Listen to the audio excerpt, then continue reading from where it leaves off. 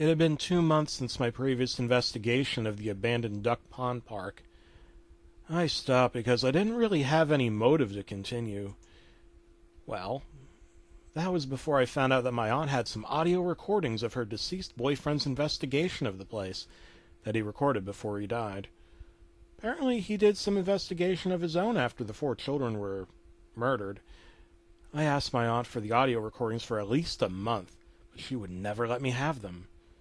Thirsty for knowledge on Disney's plots, I stole the audio tapes from her.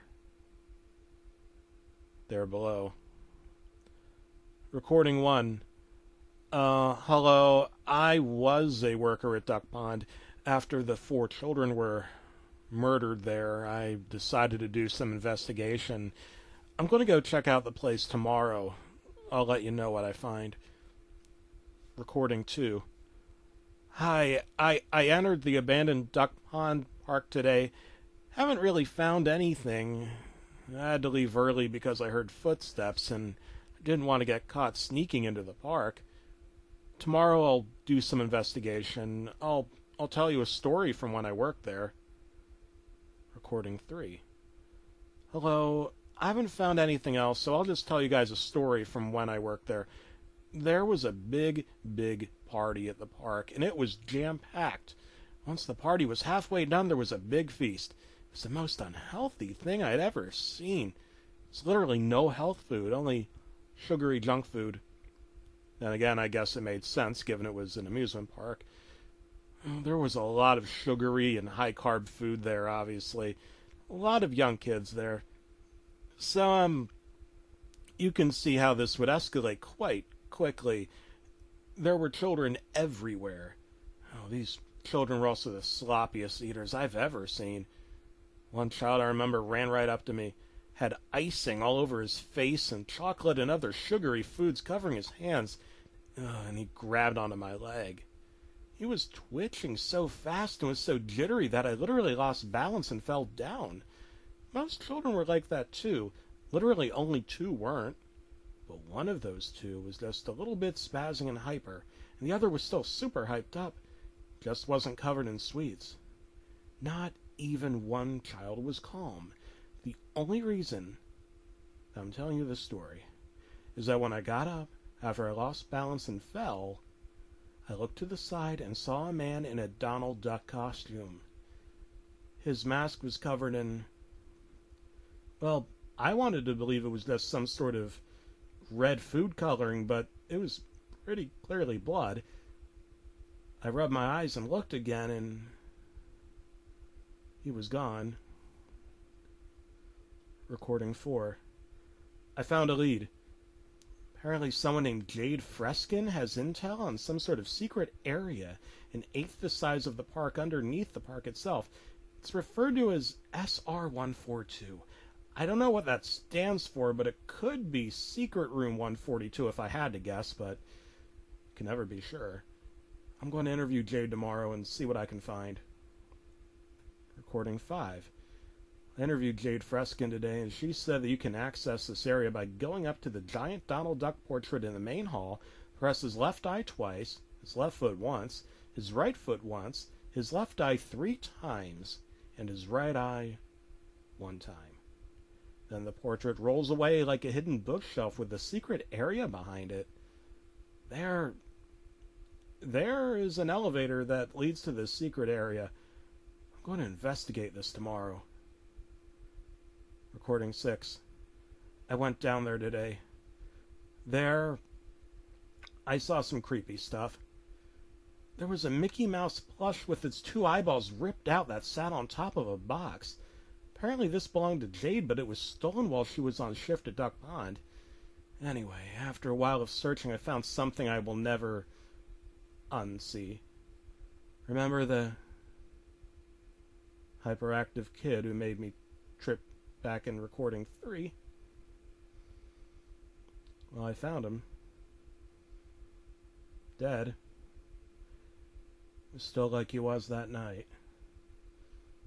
His mouth was still covered with the frosting. It may have dried out, but I can tell what it was. His hands were still covered with the chocolate, or what remained of it. Except there was, well, there was one difference. The frosting and chocolate was a mix of, you know what I'm going to tell you. You know what I'm about to say. It was blood. It's disgusting. I'll continue researching tomorrow, because with what I saw today, I'm not in the right state of mind right now.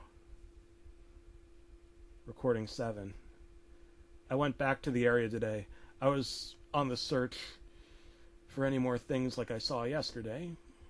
I didn't find much of what I was looking for, but I did find some interesting stuff, but I can't put it into words. Anyway, after a while, I smelled the stench of corpses. I followed the smell of the dead bodies reluctantly and found more of the departed children. These ones were the two, I'm pretty sure they were the two that I mentioned. Recording 3 is the only two out of control kids at the party who weren't actually out of control. Both were hung by a noose. I left again. I'll go back tomorrow. Recording 8. I know who the killer is. Here, his name is... Go away! Leave me be! Oh my gosh, he's after me. If anyone gets this, go down to SR142! Oh no! Oh! With that, the recording ends. This startled me. I located and talked to Jade Freskin. She told me all about where I needed to go and about some safe down there with a combination of 1293. Apparently, in her words, this would help me end the investigation on this creepy duck pond. After this, I merely packed a backpack and snuck down to Duck Pond. I did the secret combination on the Donald Duck portrait and went down to SR142. It was creepy. Old abandoned toys, mascot outfits, storage boxes remained. The place had an unbearable odor, and I could guess from what. I nearly puked. There was random junk laying all around the place. I tripped on a metal pole. When I got up, I saw a Donald Duck head staring at me. It didn't move. It's just the remains of a costume without a body. I continued my search. The smell suddenly got about 10 times worse, and I followed the scent to a little closed-off room. I opened it and saw something tormenting. Dead bodies, tons of them, all lying down dead. I did a count. It came out to 10. But the spookiest part, 4 children hung by ropes above the rest of them.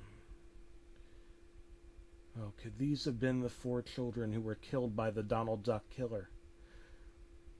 After a small while, I found the safe Jade had told me of. Entered the combination, and it opened. I found a newspaper saying how some park named Jack Sparrow Super C was closed down by the police for alleged suspicious activity, possible drugging, yes, unsafe equipment, and the Jack Sparrow animatronic of the park being tampered with and causing many, many problems. Then I found a file that said that all the Jack Sparrow Super C things would be turned into Donald Duck-type media. This is gross negligence on Disney's part. So I know the things that were in Jack Sparrow Super C were dangerous, but they continued to reuse it, endangering the guests. I left and went to tell Jade what happened. But I found her dead in her room. Her spine was broken. I called the police, but by the time they arrived, well, it was obvious to them, too, that she was already dead. After investigation, it was ruled out that she died on an accident. One thing I noticed was that in the picture of her, there was the eyeless Mickey plush heard about in the audio recordings. I went to interview Harold Foucault, who was only willing to tell me one thing about why he murdered those kids. And he said, and I quote, "Disney made me do it."